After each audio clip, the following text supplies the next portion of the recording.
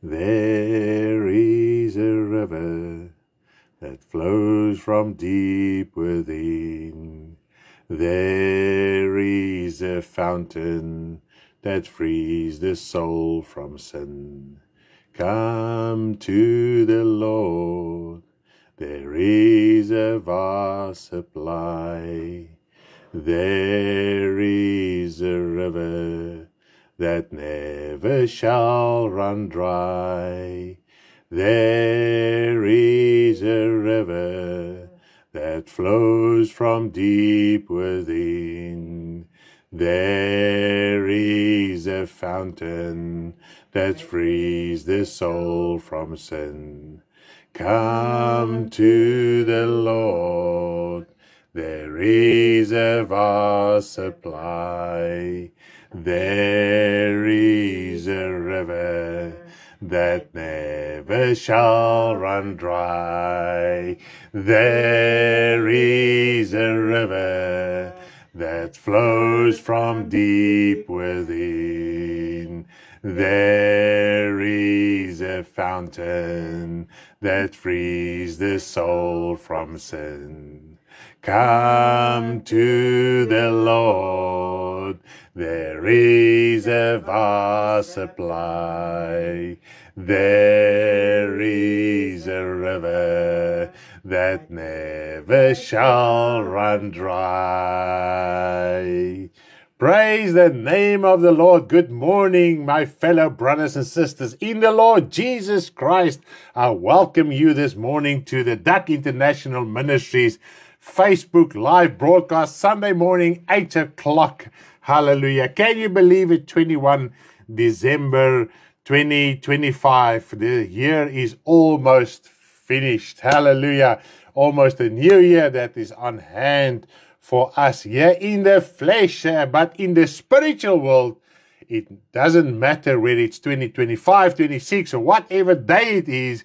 The spiritual world, praise the name of the Lord, encompasses and surpasses everything that is here on earth. And if we start to live according to the spiritual, a lot of the physical won't matter anymore. Doesn't matter. Good morning, everybody. Good morning and welcome. Please, as you are tuning in, we're just giving the opportunity for people to tune in live here this morning. I'm broadcasting from Langebaan, Western Cape, South Africa. My name is Stanley. I'm a minister and preacher here in South Africa, and we've been ministering full-time since 2014 here on Facebook. So please do join us this morning for our fellowship where we get answers, where the Lord encourages us through His Word. We've read in Romans where the Bible tells us very nicely that we must have encouragement and hope through the scriptures. Let me read that scripture quickly to you if I can get to it quickly. It says here, Romans 15 verse 4. Let's read here quickly as an introduction thought. Romans 15 verse 4. For whatever things were written before were written for our learning, that we through the patience and comfort of the scriptures might have hope. So if you are reading the Bible, if you are searching the Bible, then you can have hope. Hallelujah. And what is that hope?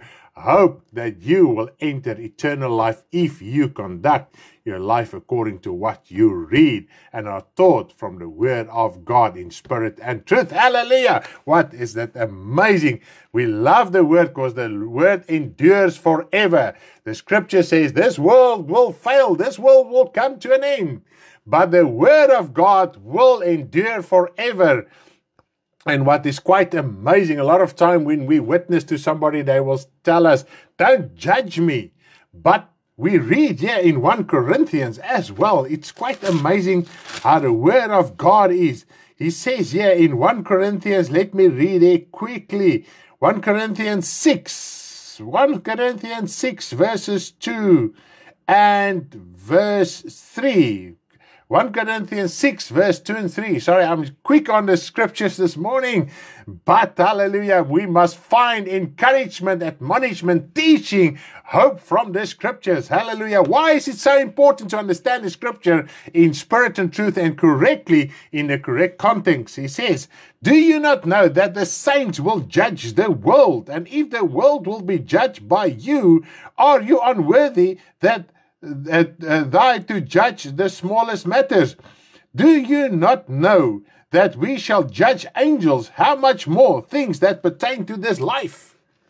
Praise the name of the Lord. You have the ability. If you are a child of God, you can have the ability. One day you will have the ability to judge all those who refuse to accept Christ and acknowledge Him and refuse repentance and the spiritual rebirth. You will judge them by the word. Jesus Christ says, I won't judge you, but my word will judge you. And then He tells us, then we read here, how will the world be judged? It will be judged by us, but how will we judge it? By the word of God. So we need to understand it in context. And you will judge angels that were disobedient to God. In other words, it's now demonic or devilish angels, if you can put it in that respect. So one day, if somebody tells you, don't judge me if you witness to him, says, if you are not going to repent, and in the day of judgment, I'm going to judge you. And that judgment, you won't be able then to argue, because that judgment is the final judgment to enter the lake of fire that has been prepared for the devil and his angels.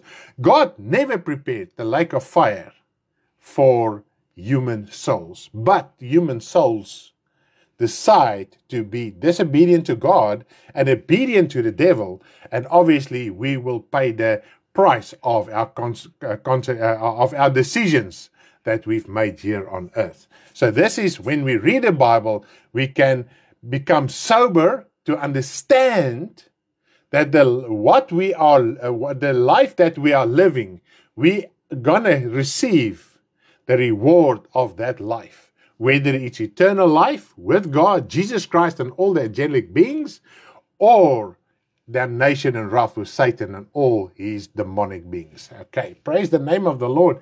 Just a nice introduction thought, a reminder to us, child of God, don't withdraw when somebody tells you, don't judge me, because there is a judgment day coming.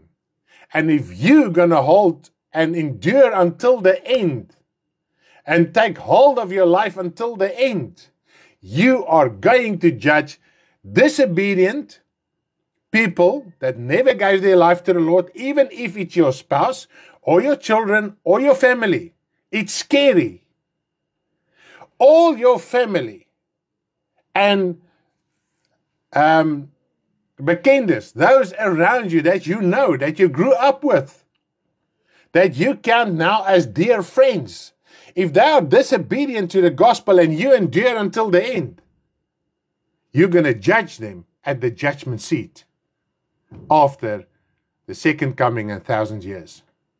And also all the angels. That's why it says, that's why we are taught to man up, to become a man, to stand for the word, to embrace the word, to hide the word in our heart and live according to it, to make an effort to understand what the word tells us.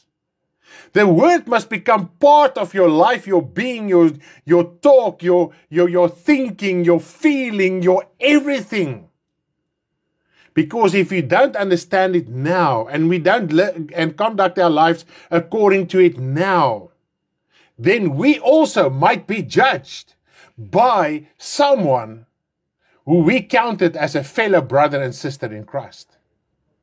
Because we know there's foolish virgins, there's wise virgins, there are the children of God that fell back and has fallen away, that will also be lost. If you became born again, it doesn't mean you will be saved. You must take hold of your life. You must keep that spiritual rebirth alive in your heart. Not by feeling, but by obedience, but by heart obedience. Okay, amen, praise the Lord.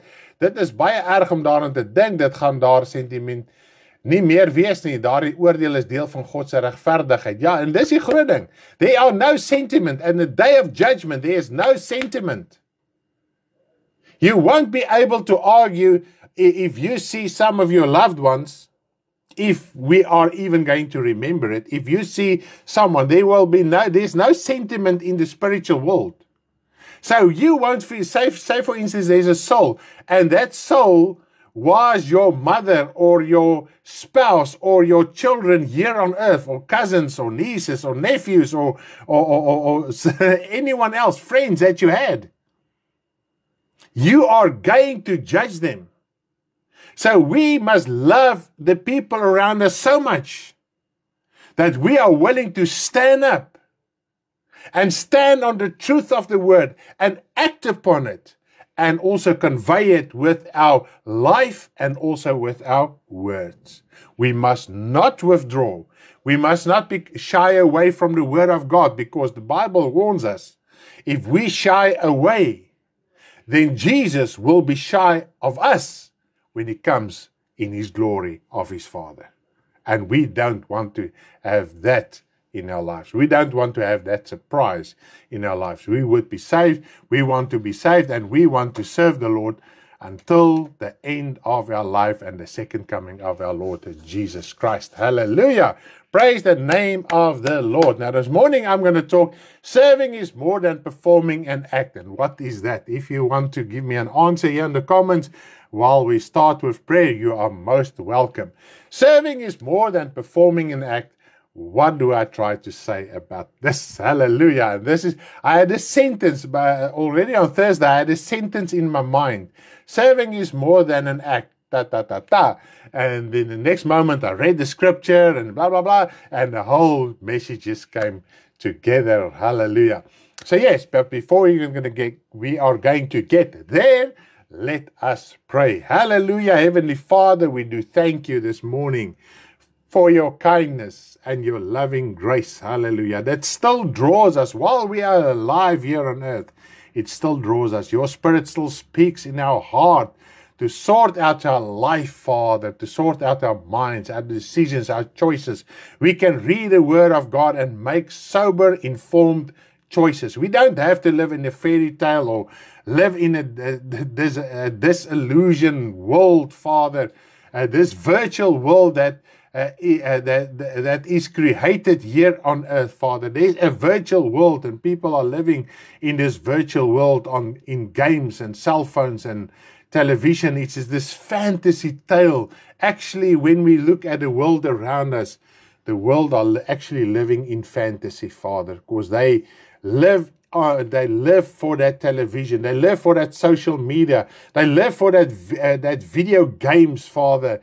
And this is really, Father, imprisons humanity, Father, not to think of your word and your kingdom and their eternal life, Father. Ons bid, Here, dat U mense sal losmaak. We pray that you will please, Father, speak to people in their hearts and reveal yourself to them, even while they are busy. And we know your Spirit is still here on earth, Father, to convict and, Father, and to draw people to your kingdom, so that Jesus Christ, your Son, the mediator between us and you, Father, who gave his life, the Lamb that was slain, who shed his blood for us, who shed his life, who gave up the glory for 33 and a half years, gave up the glory of your kingdom to become like a man, Father. And I thank you that Jesus Christ, I thank you that you were obedient, Father. I thank you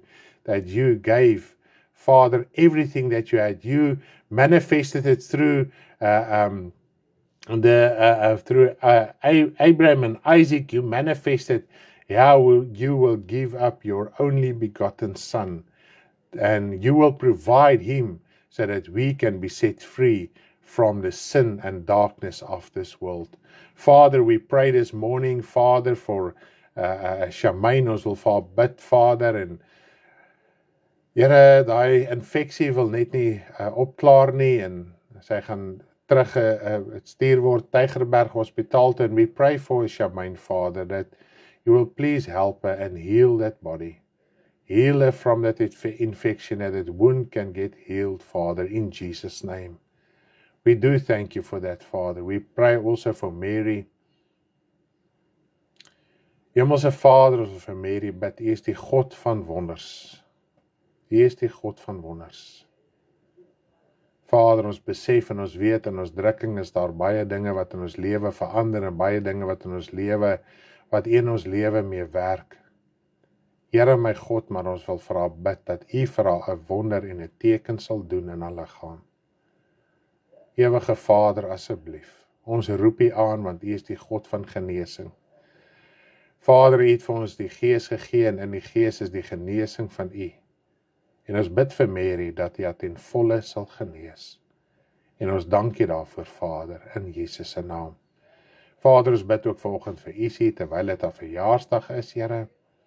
Nog 'n jaar wat op hierdie aarde verby is, Vader. Dit maak nie saak hoe lank ons op die aarde lewe nie, net so lank ons U dien.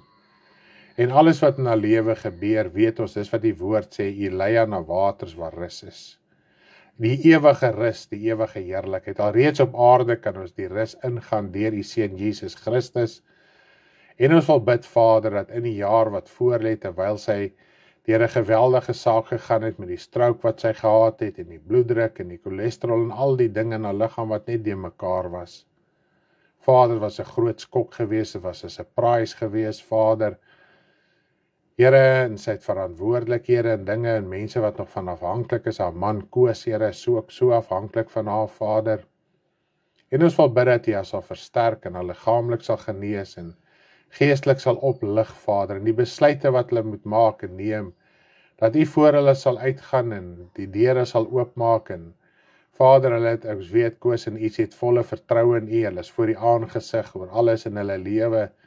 En daarom wil ons vir hulle bid, Vader, dat as gemeente saam wil ons vra dat U ook in elke tydelike saak, hulle sake sal uitsorteer waarmee hulle besig is, vir hulle die nodige wysheid en nigterheid sal verleen om die regte besluite te maak, asseblief, Vader. We pray for others in the congregation as well, that needs to make decisions according to their work and income and temporal life as well. Because, Father, we as your children, our whole life is part of You, Father.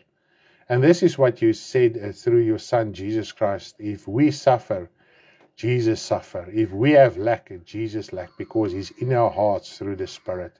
If we have pain, Jesus, You have that pain as well. Father, and I do pray for Your children, that You will please help them and uplift them and encourage them, and Father, reveal Yourself so that we don't lose heart and lose faith, but rather that we would endure until the end. In Jesus' name. Amen. Father, I pray that You will help me this morning with this message. I know it's a weighty message, but I want to convey it in such a way that it can be encouraging, helpful, and that we can receive answers. If we have been struggling with this concept, Father, I pray that You will help me and convey the correct words, and at the end of the day, it's Your Spirit that needs to convict and make the words that I'm speaking alive, Father, and You can even minister way more and further and wider and higher and deeper than the words I convey this morning. But I do want to speak it in spirit and truth. Please help me this morning and guide me in Jesus' name. Amen. Hallelujah. Praise the name of the Lord. Bid baie ernstig. Poppies? Kan ek sê van Mary of nie? Okay. Ek weet nie of Mary ingeskakel is. Jy sal net by haar hoor.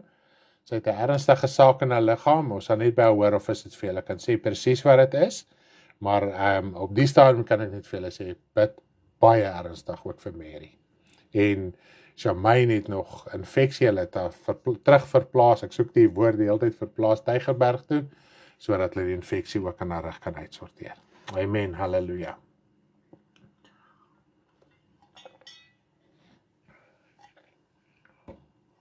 Hallelujah. Praise the name of the Lord. Serving is more than performing an act. Serving is more than performing an act. And what is that? It is to belong to. Okay. Serving is more than performing an act. It is to belong to. Okay. And I'm going to explain it this morning. I'm going to talk it through with you this morning so that we can understand something about our spiritual life. Now, Matthew, the very first scripture I'm going to read is Matthew 6, verse 24. Matthew 6, verse 24. In die Afrikaans is Matteus 5, 6 en 7. Jesus 'n bergrede waar hy geleer het op die berg. Daar was baie gras gewees en hy het 'n skare van duisende geleer. En so dit is waaroor Matteus 5, 6 en 7 gaan. En soos wat ek vir julle al gesê het, if you're going to read Matthew 5, 6 and 7, you can conduct your life according to that. Because the rest of the Bible actually elaborates on Matthew 5, 6, and 7. Because Jesus just made some pointers there.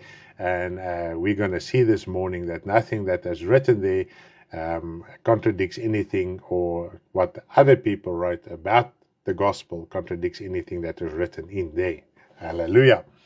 Now, what does Matthew 6:24 say to us this morning?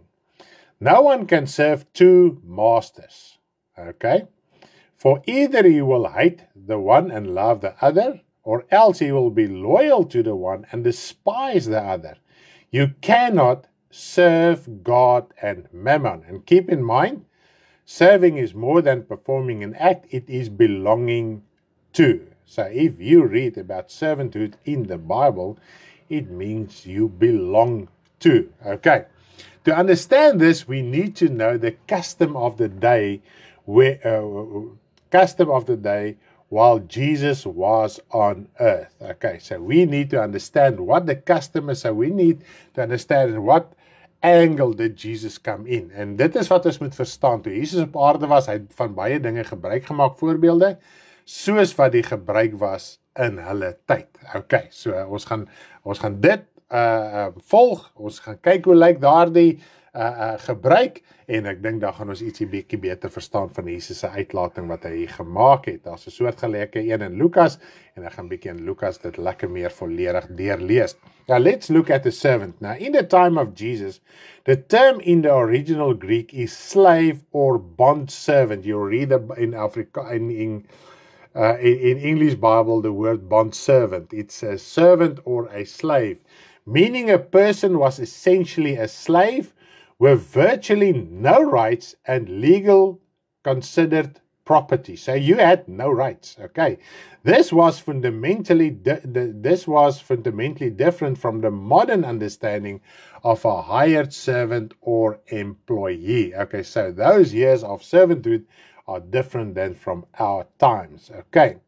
Now in the Bible, mammon, a word for money, wealth, or possessions, is used to personify materialism as a false master that competes with God for human loyalty, warning that one cannot serve both God and the corrupt influence of wealth. Okay, so I think we've got that. Mammon, in short, is a personification of materialism, worldly wealth, money, etc. Now, when you belong to someone, you serve him. That is to work, obey, and be controlled by him. That was the original idea of servanthood. It's to be a slave or a bond servant. So you belong to someone, and you must work for that someone, obey him, and you are obviously controlled by that person who owned you. Okay, that was the full context of a servant in biblical times. Now, mammon is personified because it is rooted in the one who invented it. And this is actually a strange concept in the Christian church at large.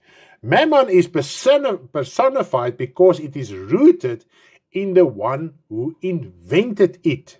Now, mammon is only the means, like a channel or a mediator by which his creator is served. So he uses Someone created Mammon, and that someone uses Mammon to serve him. Okay, I think we've got that idea. Now, understanding the ancient concept of servanthood, it is impossible to belong and serve two masters. Okay, so if someone owns you, it's impossible to work for another one as well. And that was that was strict rules and ways and traditions that they lived by. Okay. Now, one master owns you. In other words, you belong to him. If another master wanted you, he had to negotiate with your master. It involved buying you so that you could belong to another master. So one master could buy you from another master, but his price had to be right to buy you from another master. His price had to be proper, okay? It had to impress the other master so that he can cut you loose from that previous master. Now, Christ bought us with his life to set our souls free from Satan and everlasting damnation so that we can belong to him. So the price that Jesus Christ paid was more and more value than all the riches combined together here on earth. Okay? But Satan buys our souls with material wealth. Isn't it so? Now, the distinction between the physical and spiritual servanthood lies in the profound choice we face. And what is that choice we have to face? Deciding whose price is worthy of our souls. So the difference between the physical law that was, or the tradition that was applicable in the time of Jesus and us, both have a price. Jesus paid with his life, Satan pays with money, and we must decide who is going to take ownership of our souls. In other words, we must decide whose price is better, whose price is higher. Okay? So that is the decision up to us. That's the only difference between us. But the main principle remains the same. In other words, if you choose the one, you belong and serve and work for that one. If you belong to the other one, and if you decide you're going to follow Christ, then you say the price he paid is of more value. I'm going to work for him, I'm going to serve him, and I'm going to obey him. And so in the other way, the same. Okay. Now, further understanding. Okay, first of all, I just want to make I just want to say something. Remember, it is all about the spiritual, not the material. And this is what we must understand. The price that Christ paid and the price that the devil has is all about the spiritual, not the material. It is the material, though, that can rob us of our eternal life. And we're going to talk about that this morning. Okay? Further understanding this, Revelation 17 and 18 depicts material wealth as a woman. I'm going to read through all that. It's way too long.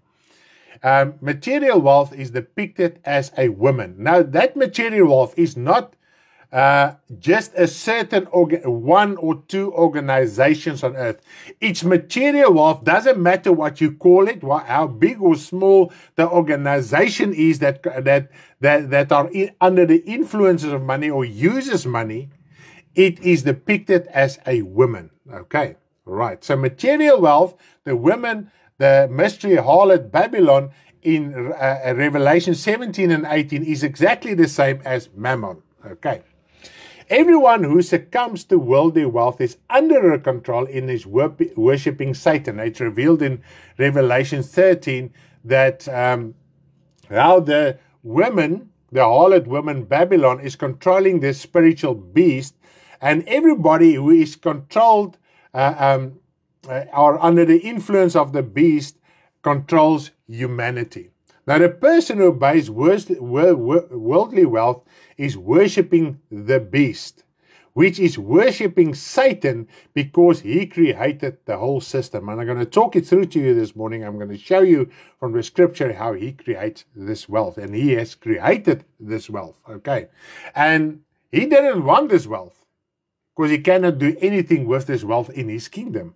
But he can use the wealth of this world, money, materialism, to get hold of your soul, to reject the price that Jesus Christ paid.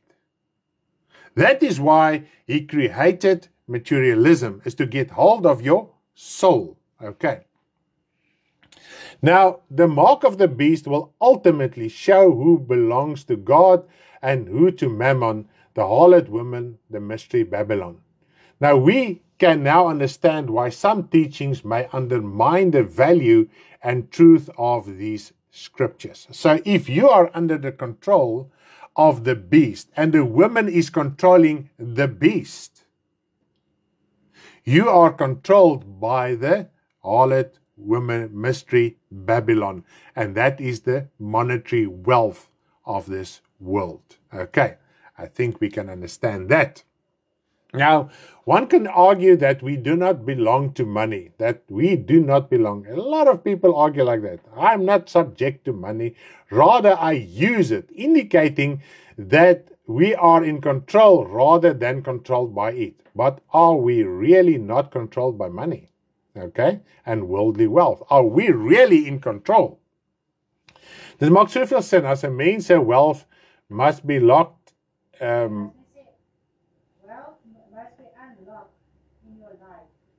Oh, yes, yeah. There's a lot of, there is a saying in the Christian world, maybe you've heard it.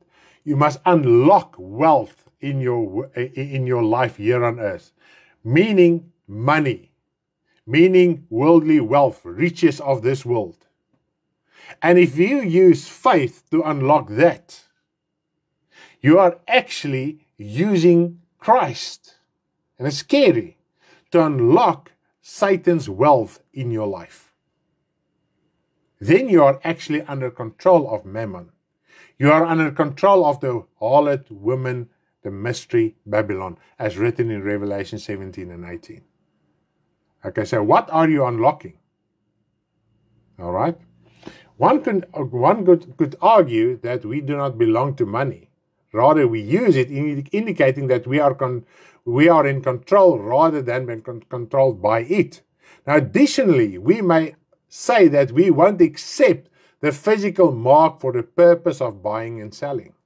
First of all, we must remember, and this is what the Bible teaches us here in Revelation 13. It's not just about a physical mark.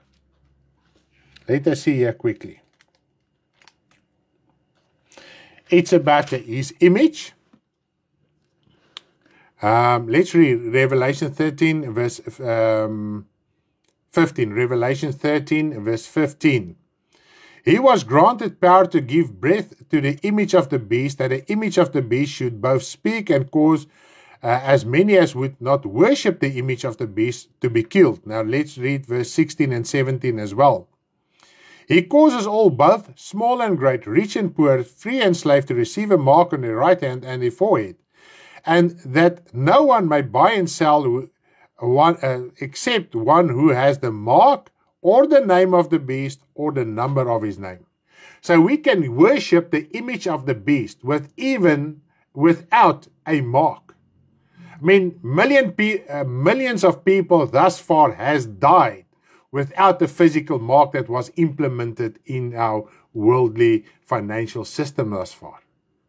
So if you are worshiping the image, or if you go after his ideology, then you worship the beast. And if you worship the beast, this is what the word of God says in verse 4. So they worship the dragon who gave authority to the beast. So if you are busy with worldly wealth controls the beast. What is the beast? The beast is the prince and the power of everyone that doesn't serve the Lord. In the spiritual world, there's a beast that controls the whole world that are not obedient to God. And that beast is controlled by monetary wealth. In other words, the whole world is controlled by money, by mammon. Isn't it so? It's just logic. So if we are disobedient to God, we are under the control of the beast. And in the Christian world, in the Christian society, there's another beast who is the false prophet, who is one with the beast of this world. In other words, money controls everything. Okay, and when we read here in Revelation 17, let's read here in Revelation 17, 2 verses. First, I'm going to read verse 24. Revelation 18, verse 24. Sorry, Revelation 18, verse 24. And in her was found the blood of prophets and saints and all of those who were slain on the earth. So in her, even the Christians, the real children of God, get slain by her. And that slain means they are oppressed by her. Makes life difficult here on earth. Isn't it so?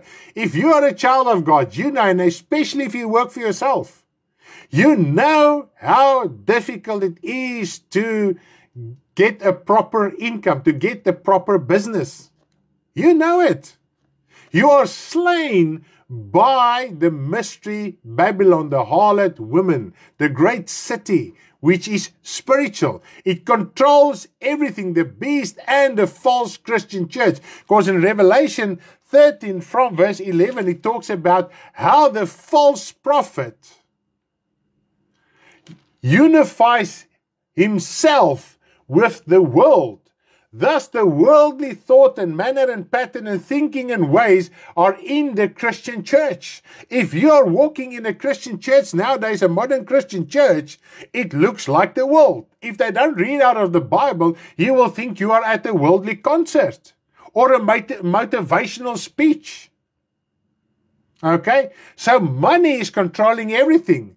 And Christians has permitted that to enter the leaders of Christian churches, because humanity's heart are so set to walk after the things of this world that the congregation, the members, they seek after preachers. They seek after people who can preach to them what they want to hear. So it's not just the preacher who is in error, it is the congregation as well. This is why the warning is there. Kom sê dat die wêreld se rykdom bring ons onrus, maar God se rykdom bring ons vrede. That is exactly like that, yes.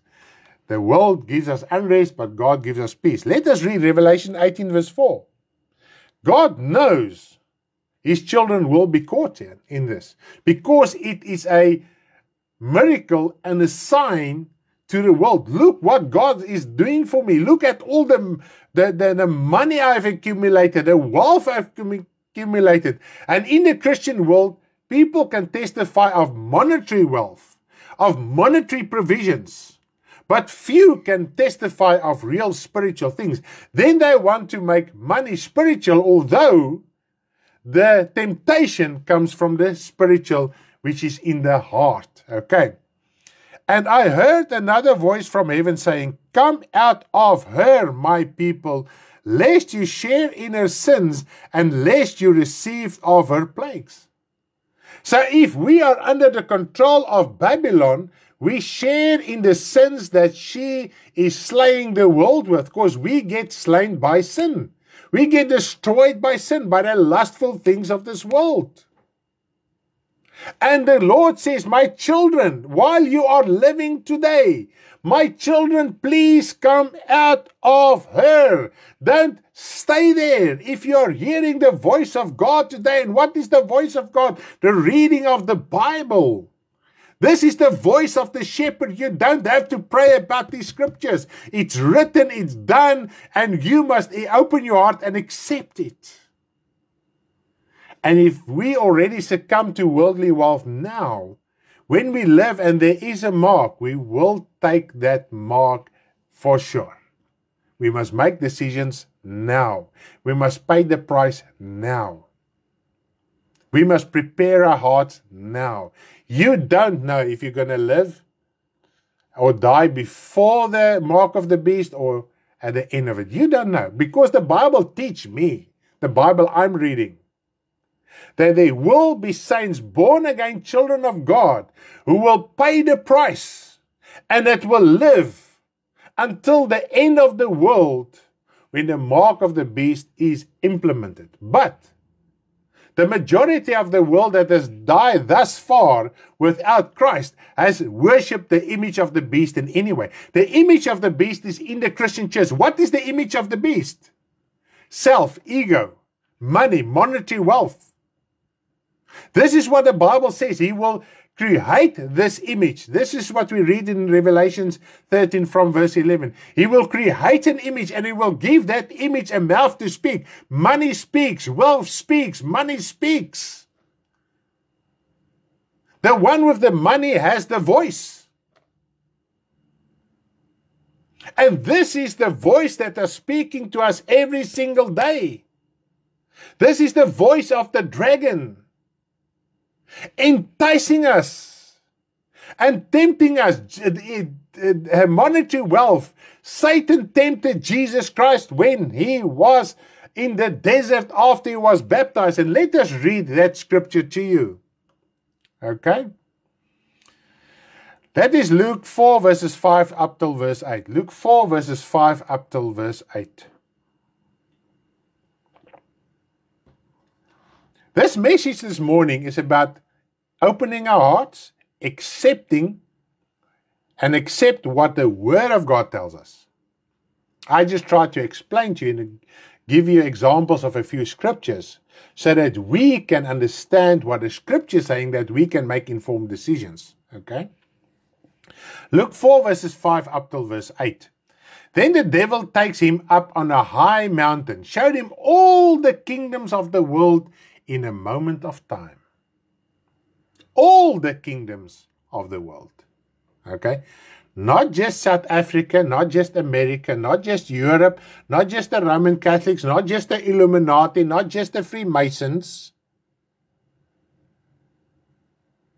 Not just what country ever, China, Japan, whatever. The G20 countries, all the kingdoms of the world.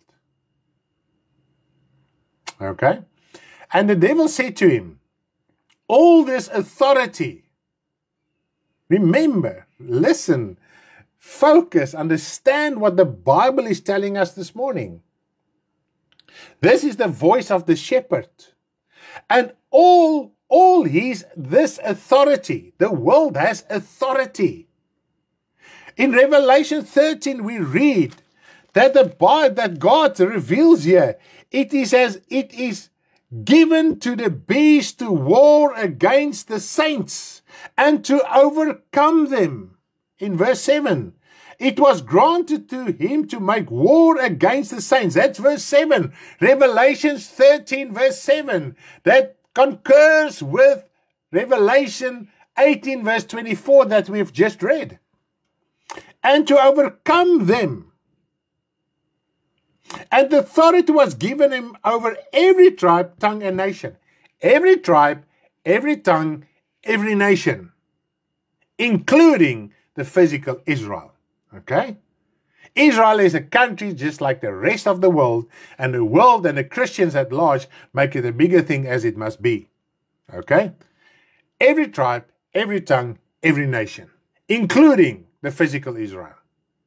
Okay, which is actually in the forefront that created money, and the spiritual Jews has learned from their physical counterparts how to make money in the church.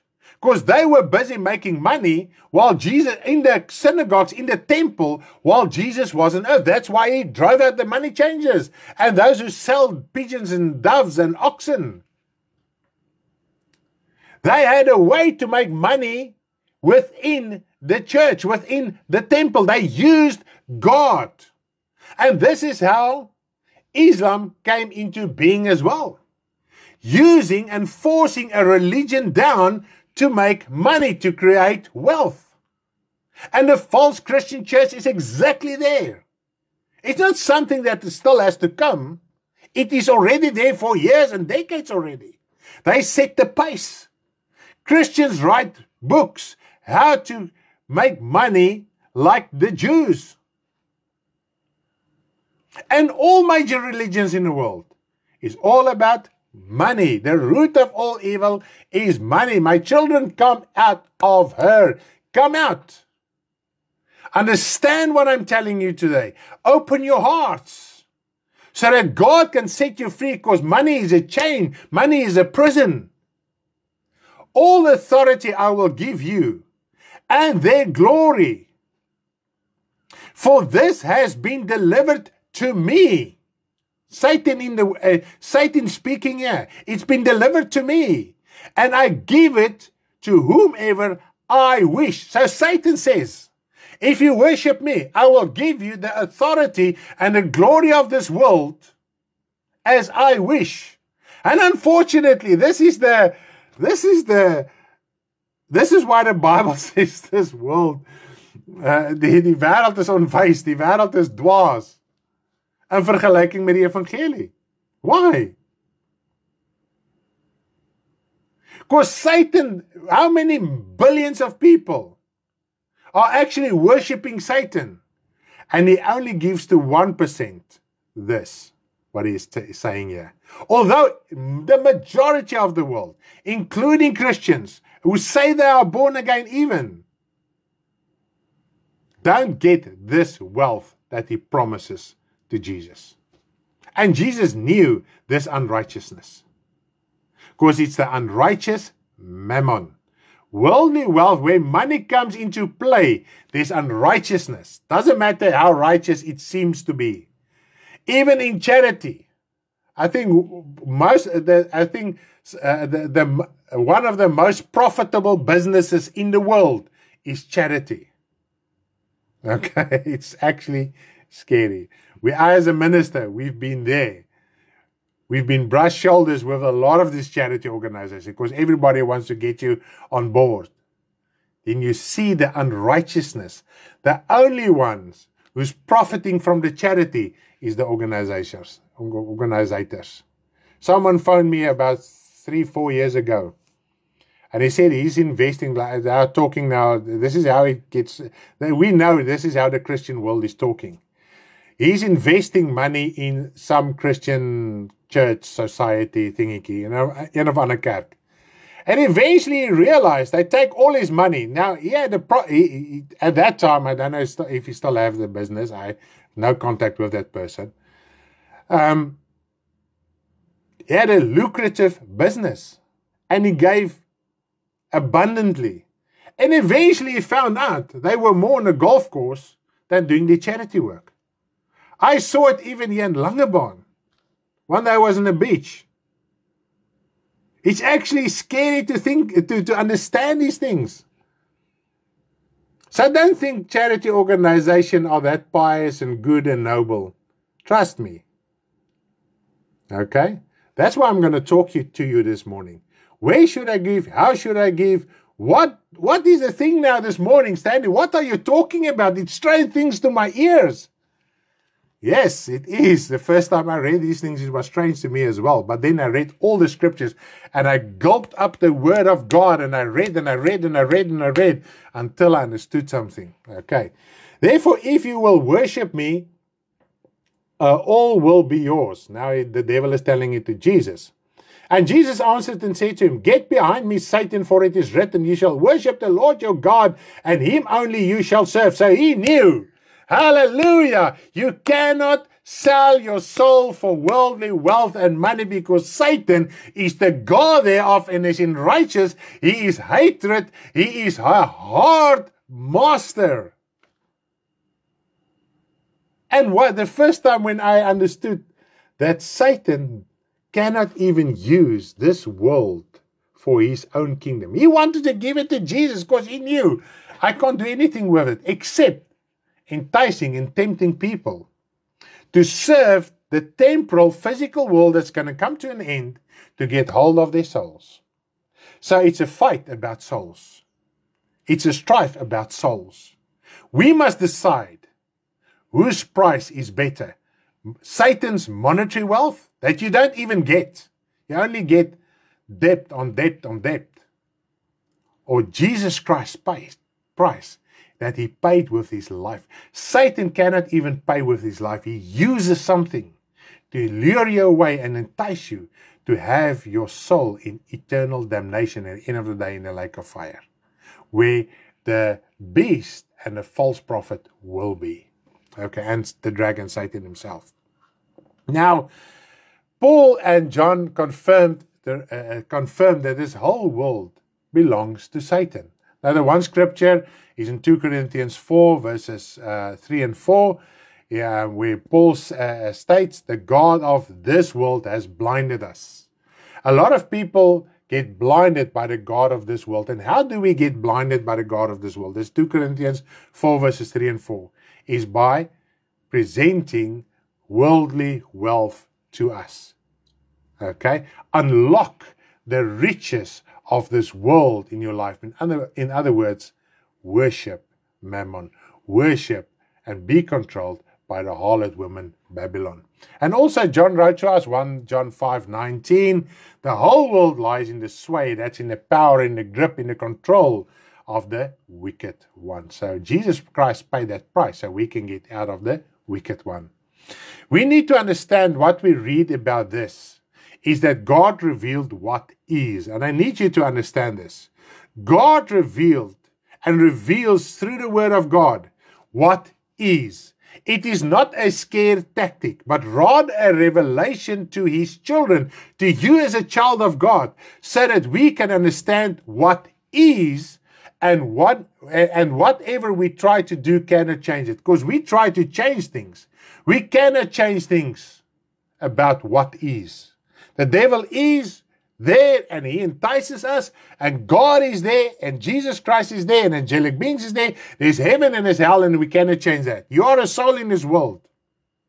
Now we need to open our hearts to understand this so that we can make informed choices. So open up your heart this morning so that we can become sober and make informed choices. While in this world, now this is always the argument. Always, always, always. While in this world, we are obligated to use mammon as means to live in the flesh. Our salary and material income are mammon. Now you tell me, Stanley, what now? Money is the devil and the harlot woman Babylon, and we are obligated to use it. What now? Okay? Now, God is fully aware of this. That's why he revealed it to us. He knew. And he still knows. And Jesus Christ revealed it to us that God knows, and he knows that we must be in this world where mammon is.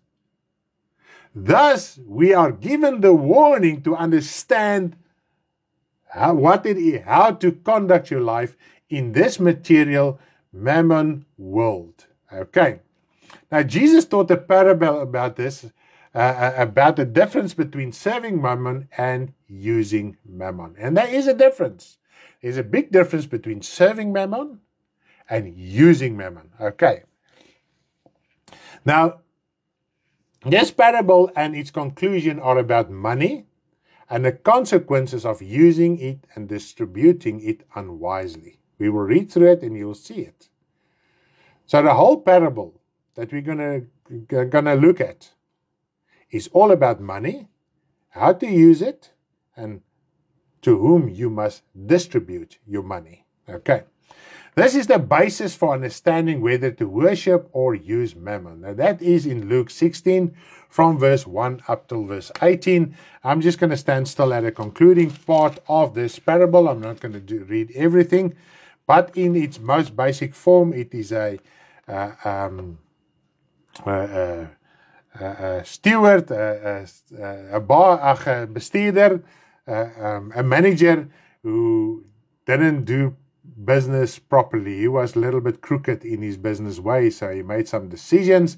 And I'm going to read from we're going to start to read from verse 8, the concluding matter of this, what does this parable that Jesus taught. Okay. So the master commanded the unjust steward, because he had dealt shrewdly, that is wisely or cleverly, For the sons of this world, and this is where I want to get at. For the sons of this world are more shrewd, that is wise or clever, in their generation than the sons of light. In other words, what Jesus Christ says, the world knows their obligation towards each other. But the children of God doesn't know their obligation towards each other. Now, this is about money and material things. This is not spiritual things. Okay? Although the money have spiritual consequences. Okay, we're going to go through this step by step so that we can understand this. Let's go over to verse 9. We're going to do verse 9 as well. And I say to you, make friends for yourself by unrighteous mammon. Met ander woorde, maak vriende deur die onregverdige mammon. Now, what now? What do we have to think about all these things? That when you fail, that is when you die. So now you must make friends for yourself by unrighteous mammon. Sure. Strange concepts in the Bible, but if you're not spiritually alive and born again, you won't understand. But Jesus explains himself, and I'm going to try to explain what Jesus already explained, okay? That when you fail, when you die, they, who are they? That is the angels, may receive you in an everlasting home, that is heaven. The parable of Lazarus the leper, we can see when he died, that the angels came and took his soul to heaven. And when Jesus Christ is going to come in the second coming, that he will send forth his angel to gather all the saints. So here we can see God, through Jesus Christ, makes use of angels to gather your soul, if you are born again, to his kingdom. So if you don't belong to God, if you don't do things that are pleasing to God, then the angels won't know who you are. And people are saying, we've got angels, ons het engele wat ons kan gebruik. We can make use of God's angels. And you cannot make use of God's angels. You must worship God through Jesus Christ. And God sends forth his angels as he wishes to do things as he wants them to do it, not on my command. And people are talking more to angels than to God the Father. God decides. He says he will set forth his angels for you. God gives the command for angels. We cannot command angels in any way possible. Worship God, and what means ever he wants to use to answer you and help you, that is up to him. That's not up to me. Okay? I must just worship him, know who's God the Father through Jesus Christ, by the power of the Holy Spirit. Whatever God wants to do, he will do it. So, but when you die, God, if this angel knows you, he will come and get your soul, and he will take you into heaven for all eternity. Okay. That is they, angels. Okay. Into heaven. Now, from this, we can understand that not understanding our financial obligation toward fellow brothers and sisters is in Christ can prevent us from going to heaven. Okay? So if you don't know our obligation towards fellow brothers and sisters financially, even if we try to do everything here on earth as holy and righteous as possible, if we lack in this, we can also be lost. If we are in the ability, remember, you must be in the ability. This is what Jesus Christ is. The poor you have always with you. The poor brothers and sisters you are always with you that cannot contribute materially. And this is what Jesus Christ, this is what this parable is about. Those who do have, do you contribute to the brotherhood, or do you contribute to the world? Those that are not saved. Even remember, your family who is not saved are sinners. And if they don't give their lives to the Lord, and you die and you endure until the end, you will judge them one day at the white throne judgment of God. according to the word. But then you must understand, that's why we need to understand this as well, this topic as well, this thing in our life as well, so that we will be able to make a righteous judgment at the end of the day. Okay? So, Matthew 25, Jesus Christ says it, that what does Matthew 25 tell us this morning? Let's read it quickly. Matthew 25, verse 40. Matthew 25, verse 40. And the king will answer and say to them, assuredly, as I say to you, inasmuch as you did it to one of the least of these brethren, you did it to me. And in the Christian church at large, we were there, I know all these things. They've got outreaches to hospitals, to prisons, to the beggars on street that doesn't serve the Lord, to go and distribute food and clothing and take out. Christians take truckloads of food to people that don't serve the Lord. And it will never serve the Lord. Because once you give him the gospel, they turn their back against you. They just want that food parcel. How many people are going to churches just for the food parcel? Doesn't matter what church it is. Okay? So here it is very clear. If you're going to visit a brother in Christ who has need, provide for a brother in Christ who has need, then you are doing it unto the Lord. And in Matthew 25, the conclusion is, if you have not done it to the least of the brethren, you have not done it to me, then he will say, go away from me. I don't want to read that, but let's read it as well. He will say, depart from me, you cursed, into everlasting fire, prepared for the devil and his angels. So if we don't know our material obligation to our fellow brothers and sisters, we are cursed. This is the Bible. I've just read the scripture to you. It's not Stanley's words. I just echoed the word of God. Does it mean I must buy my brother's favor as is going on in the Christian world? Doesn't that mean I must buy my brother's favor? Let's continue to understand this. Let's read verse 10.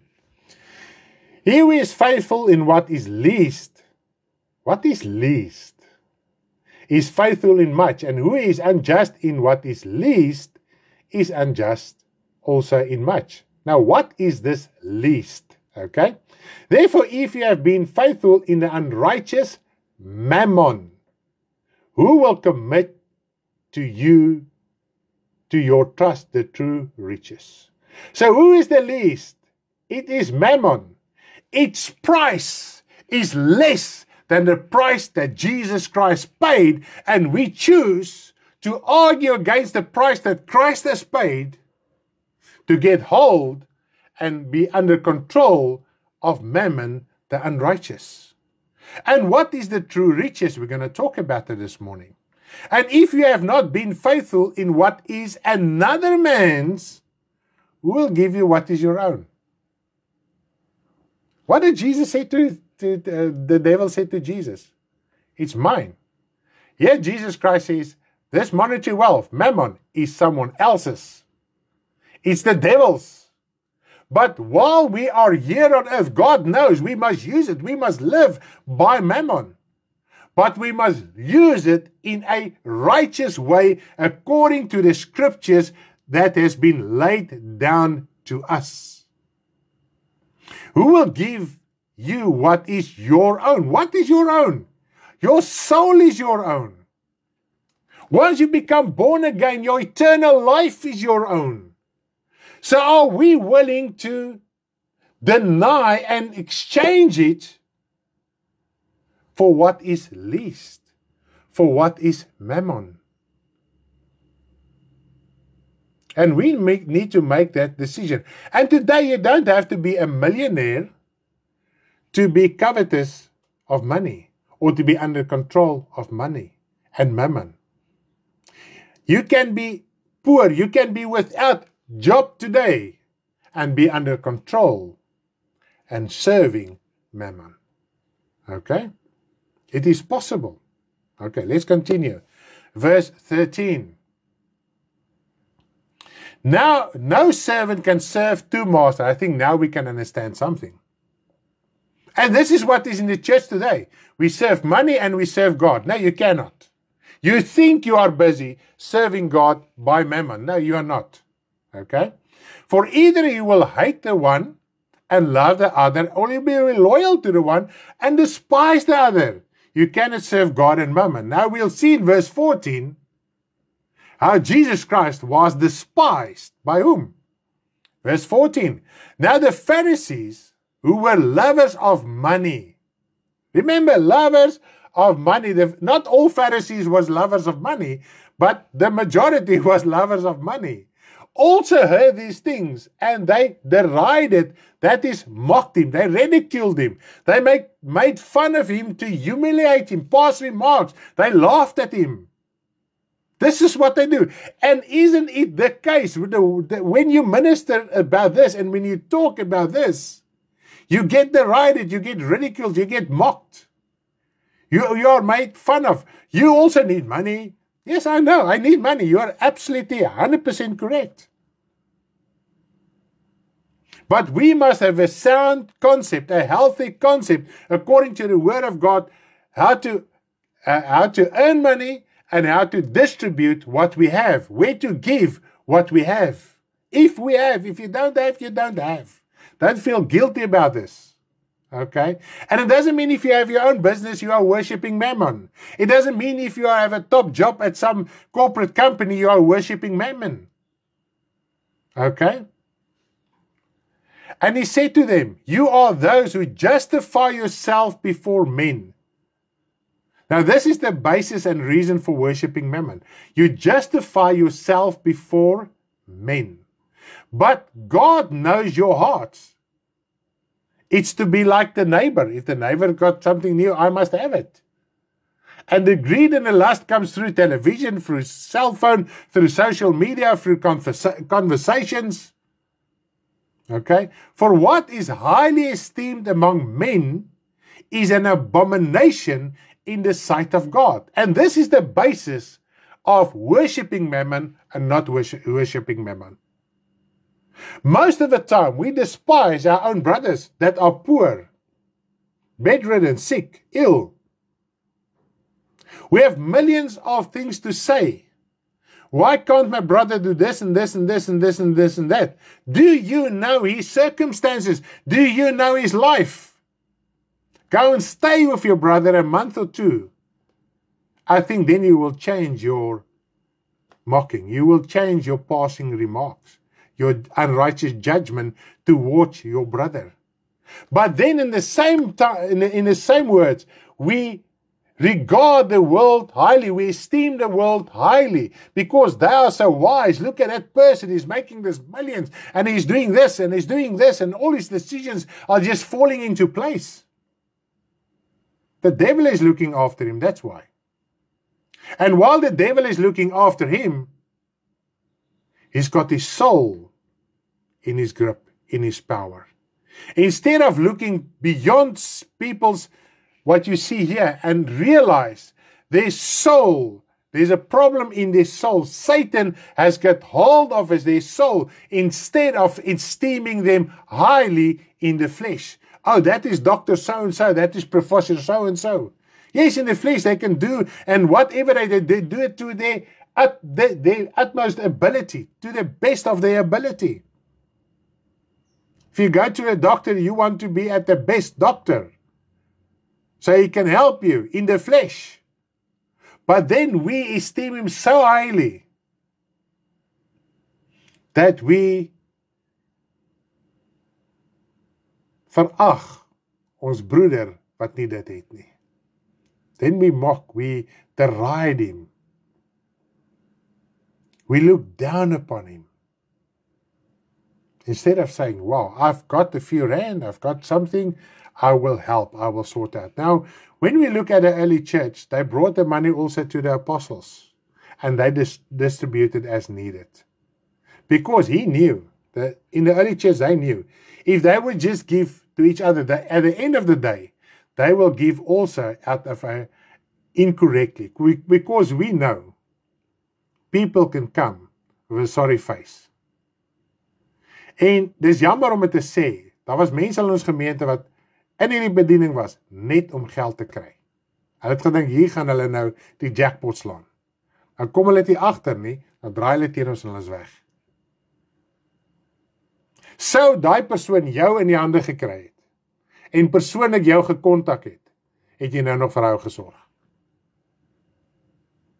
That's why we need wisdom. That's why in the Bible, in Acts, they appointed deacons that were wise in the spirit, that had a testimony, cannot be bribed. They were full of God's spirit. They already had the testimony that they were not partial. They cannot be bribed. They already had a testimony. That's why the apostle said, you are the overseers of this situation, looking after the poor widows. Okay? Because we need also, when it comes to money, money is unrighteous. And you must be wake up. You must be very wake up. Because otherwise, at the end of the day, you will look after someone and they will phone you and contact you and WhatsApp you every single day. And give you the sad story. Instead of you having the discernment to know what is going on here. It is a brother and sister. I see this brother and sister is tuning in every service. They are also commenting and blah, blah, blah, blah. But is their life, what they say, really what it is? And God has a way to reveal things. And when we speak to people, when we talk to people, then we know. And we visit people, we see here's a different story than gets presented over a WhatsApp or just quickly at a conference or whatever the case might be. Ek kan maklik 'n sanne jammer gesig gaan opsit by die konferensie. En almal in trane kry oor my vreeslike lewe. Maar weet jy wat? God wil by jou hart uitkom. God wil jou hart verander. En nou het jy dalk 'n paar mense gekry wat jammer vir jou voel, wat gereeld jou kontak, hoe gaan dit nou met jou? Ag my suster, ek weet nie hoe kom jy deur hierdie ding nie. Ag my broeder, ek weet nie. Ja, dis so verskriklik. Instead of waking up,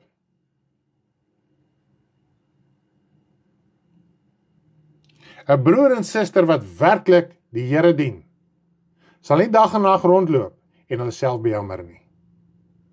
Daar's mense in ons bediening, hulle het soveel pyn en seer en ek weet nie wat alles nie, dat ek baie keer voel ek wil huil. Hulle sal nie daar klaar nie, hulle sal nie man nie, as jy nie vra, hoorie so, hoe gaan dit met jou nie? Ag, het gaan maar alright, en hoorie maar so tussen die lyne, dit is maar rough and tumble.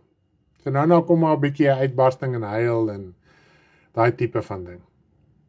So ons moet dis wat die woord sê, if we don't accept the word, we won't be able to judge the things here, and if we won't be able to judge the things here, we won't be able to judge the things in eternity. That's why open your heart to make the correct judgment now, so that God can use you to judge in the white throne judgment. Okay. Now, let's examine some principles on how we can worship Mammon. I'm not going to be long on this. I'm just going to touch on a few points so that we can understand something today. Okay? But a basic principle, I think Jesus Christ has highlighted it. If the things that we esteem highly and that we want to justify ourselves before men. In ander woorde, ons wil goed lyk vir mense. Ons doen dinge om deur mense aanvaar te word. Uiterlike dinge.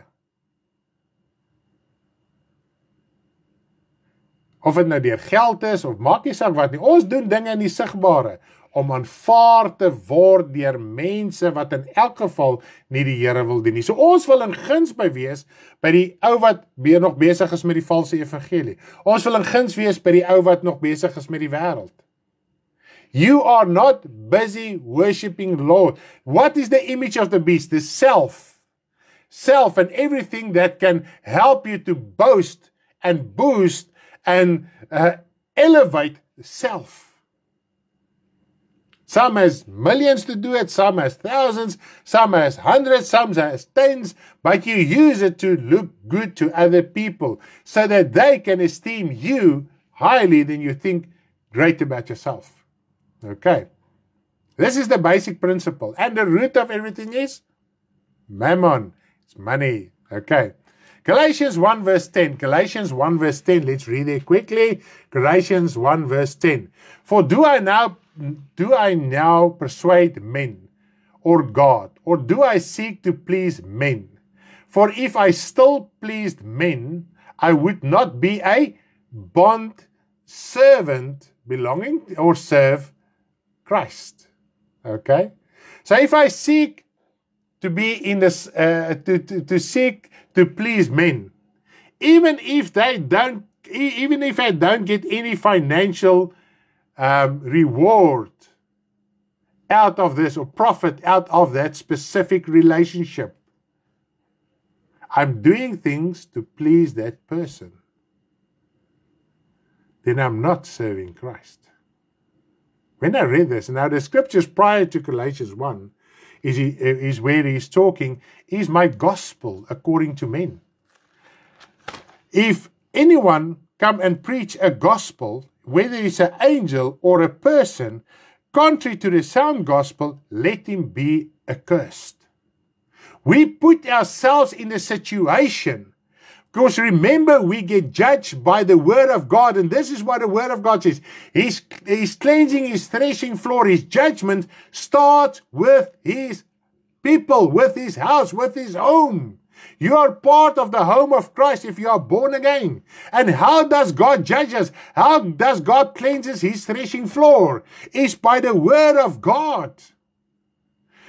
We must conduct our lives according to the word, and God only judges according to his word, nothing outside of his word. Then we argue against the word, and God won't go in that argument. Anything that is outside, arguments outside of his word, not to do his word, he won't even answer you. He will be still. Because this is the yes and this is the amen. The Bible says more than that is from the evil. Okay? So here he says, let him be accursed. So we, according to the Bible, if we are there only to please people and minister and live a gospel to please people, now I'm still gonna go to all these gatherings and friends and work and whatever, but I'm not going to present the gospel as it must be. The Bible says you are accursed. So then you cannot go to people to free you spiritually and breek al die curses om demone uit te dryf en vloeke te verbreek, en daai goeders help niks. Dit help in elk geval niks nie. Want dit is nêrens skriftuurlik korrek nie. Maar nou sit jy jouself onder 'n curse, and this is what's happening in the Christian church. According to the word of God, because people refuse to read the Bible, they placed himself under a curse. Jesus Christ also taught it. So what Paul taught here in Galatians and what Jesus Christ taught in Matthew 25, there's no difference. He said, cursed are you who did not know your obligation towards your fellow brothers and sisters. And this is where it comes in. Make friends through the unrighteous mammon. You go and have a work. You can pray for the Lord and ask the Lord, Lord, my business is quiet. Please provide me so that I can have more income. You are allowed to do it. You are allowed to come to the Lord and say, I don't have enough money, I have a shortfall, please help me. You are allowed to do it. And God, when he provides for you, God provides mammon for you. But how are you using it? How do you obtain it? In desperate needs, we might just resort to unrighteous things to obtain that money. And when we have it, how do we distribute it? How do we give? Where we give to? Now, this is what he says. Make friends for you through the unrighteous mammon. Now, Jesus Christ says, everyone who does my will, the will of the Father, is my friend, is God's friend. This is how you become also a friend of God and of Jesus Christ, by knowing where is your financial and material and temporal obligation towards your brothers. Okay, I'm talking about this morning because this is a very dis 'n baie sensitiewe onderwerp. Ek weet dit. En dit is 'n ding wat kerke skeer, mense hel toe vat, mense hemel toe vat. Dis 'n groot saak hierdie en ons moet dit uitklaar volgens die skrif. We must get the scripture basis of this morning. Okay? So, this is how you make friends. So, if you are providing materially for your fellow brother and sister, what happens then? Then you are making friends through the unrighteous mammon. Then you don't worship mammon. But if you are the person, I'm here to unlock my finances and God's going to provide this for me. And I just want to say something here quickly while at the point of provision. When Jesus teaches us in Matthew 7 from 7 to 12, I just want to read it quickly to you while at this point. Matthew 7 from verse 7 up till verse 12. Ask and it will be given to you. Ask and it will be given to you. Seek and you will find. Knock and it will be opened to you.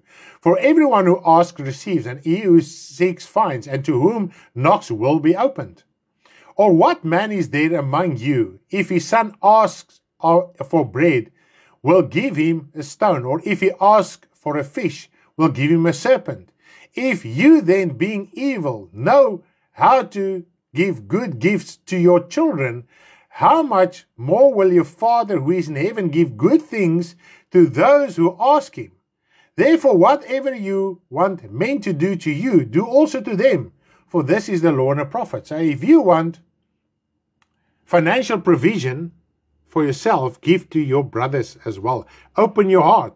Why do you think a lot of people, Christians, are in so much financial dire straits they cannot get out of there? It's destroying them. I'm not saying poor people are God is not providing for them. I'm not saying that.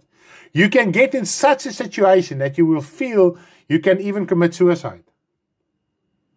That's in the situation. If you are a child of God and you hold on to His word, even if you have absolute nothing, there's hope in your heart. It's a tough time, but there's hope in your heart. Okay. Now, I just want to clarify something here. God will never give us things that will harm us spiritually, even if we think they are good things. Lord, I need 20,000 rand. Do you really need a 20,000 rand? 5,000 is enough for you. 20,000 might put you in a situation and tempt you to do things that will hurt you spiritually. And this is what the Lord says. I won't give you something bad. What is something bad? That will hurt you spiritually. So if you ask for things, even if you think it is a good thing, because we always think enough money is a good thing. Is it always a good thing?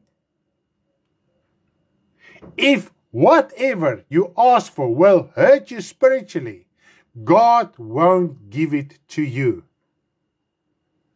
And this is what we must understand. And God will never give us things that will hurt us spiritually. And this is the concept, the basis. If we can start to understand this, then our souls will be free. We will have peace in our heart to understand, Lord, I want this.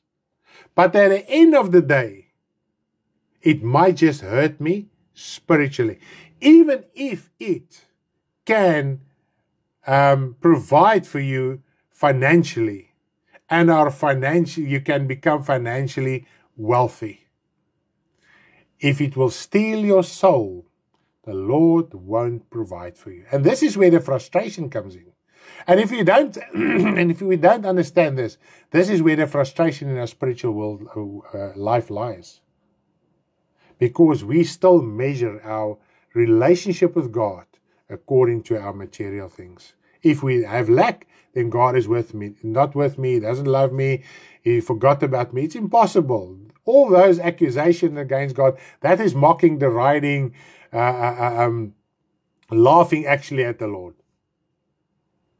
That's actually slanderous thing that we that we present to God, that we're telling Him, you are this, but He's not that. He's loving, He's omnipresent, He's all over. Okay? Let's continue. 1 Timothy 6 from verse 17 up till verse 19. 1 Timothy 6 from verse 17 up till verse 19.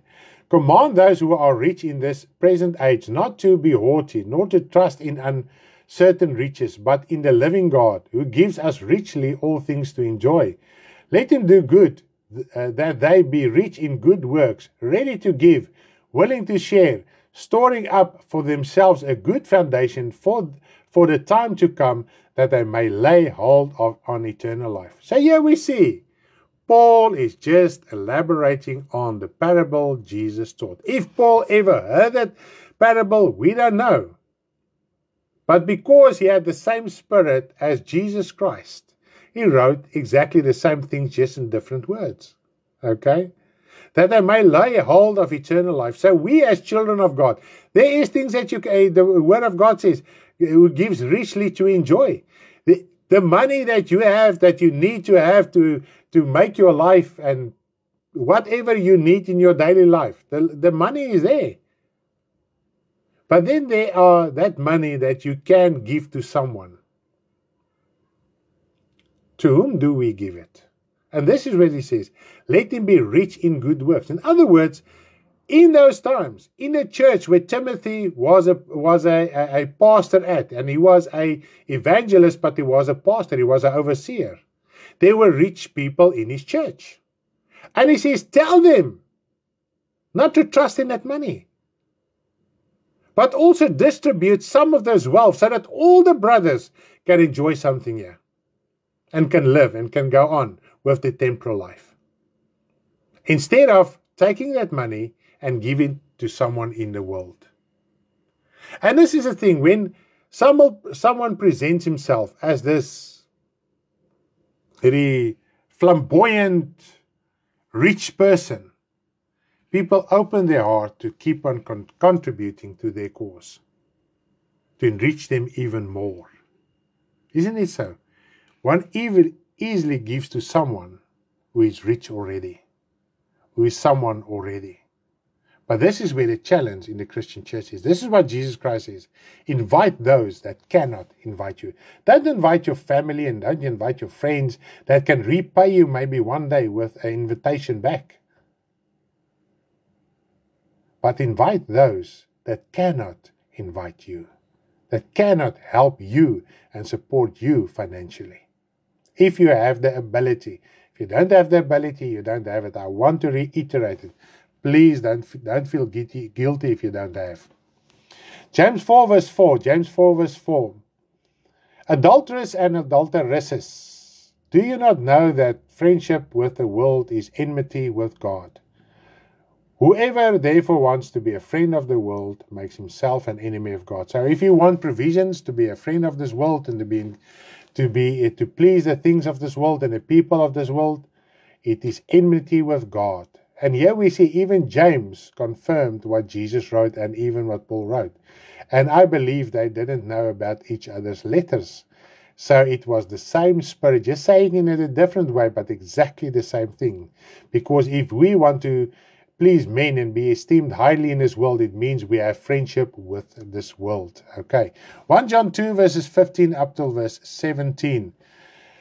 Do not love the world or the things of this world. That is 1 John 2, 15 up till verse 17. If anyone loves the world, the love of the Father is not in him. For all that is in the world, the lust of the flesh, the lust of the eyes, and the pride of life is not of the Father, but of the world. And the world is passing away, and the lust of it.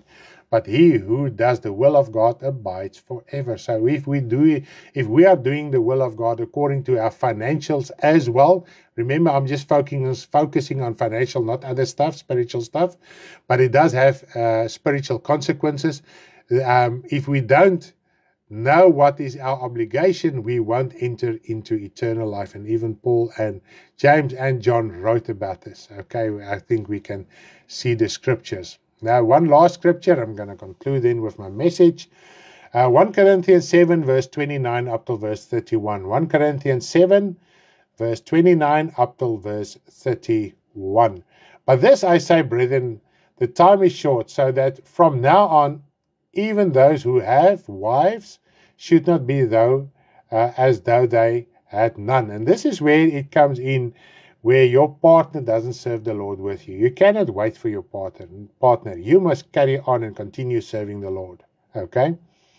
Those who weep as if they did not weep. Those who rejoice as though they did not rejoice. Those who buy as though they did not possess. And those who use this world as not misusing it, for the form of this world is passing away. Now that misusing is to use much of, excessively, to consume utterly. In other words, what are we doing with our finances that the Lord is providing for us? You can go and buy yourself a new freezer. You can go and buy yourself a car. You can do those things. There's nothing wrong with it. Maar gulsigheid, baie dankie my vrou, ons is gulsig, ons is soos, die woord praat op een plek, hy praat van gulsige honde. And at the end of the day, how much is enough? Is enough enough? You will never have enough. Ask the richest man on this planet. He's working at least 20 hours a day, and he doesn't have enough. And guess what? With all that wealth he has, and all the riches of the richest people, they can't even enjoy the money they have. You can only eat so much. You can only drink so much. You can have 10 boats, but you can't ride them 10 at a time. You can have 200 cars. At the end of the day, you're only going to use one car. You must sleep. You must rest. You still have a normal life. You can do only so much. Now you depend on maybe 1 million or 20 billion or something in the bank, but you cannot even use it. Okay? And at the end of the day, ons is nou so rukkie terug, dis wat 2-3 jaar terug, toe ons en Wallies en Sissy, nog voor Babetjie gebore is, daarna Beaufort West en Mosselbaai toe gaan het, en ons ry daar by die Kango grotte om, want hulle wil dit graag sien. Nou sit ek in kar na buite, want ons was al daar. Nou kyk ons na al die, want 3/4 van die mense is buitelanders. Nou sien ons, okay, die ou is daar mee besig en daai, en ons sien ons, hy is by die Kango grotte, hy is daar. Hy moet nog ingaan, so hy wag ook nog in die lou, want hulle vat presies die sekere hoeveelheid per slag. Is al klaar weer besig om hulle volgende ding te beplan. So daar waar hulle is al klaar gaga. So hy is al klaar weer besig met die volgende. Nou voor hy by die volgende is daar weer die volgende plekkie wat hy moet gaan besoek. How much is enough? How many things do you want to see? One day when we were driving on our road trip, and we went through the one town, other town, and the nature and all the things that you see around you, and I realized to myself, how much does my eye still want to see that I'm going to forget in any way? How much does my eyes want to see? And that really shook me to think what the Word of God says, all this will come to an end. But is my spiritual eyes open? Dis asof ons geestelike oë moeg raak, ons geestelike ore moeg raak. Ons kan nie meer luister nie, dis te veel, die woord sê hulle traag geword om te hoor, so hulle wil nie meer hoor nie. And at the end of the day, we never get tired of the things of this world. As jy nou, kom ons kyk, jy het nou 'n favourite program daar op die TV. Jy gaan dit oorkyk en oorkyk. Hoeveel wil jy nog sien en hoor van dit wat niks werd is nie? Dis niks, dit breek jou geestelike af, it destroys your spiritual life. Then we are under the influence of mammon. Even if you are in great debt today, even if you don't have money today, how much do we still want to see and drink in of the world that's going to destroy our soul, that are busy destroying our souls? So we lean and we accept the price that the devil is presenting for my soul, instead of accepting the price that Christ paid for me, because mammon is least than the price that Jesus paid, and we opt for the least.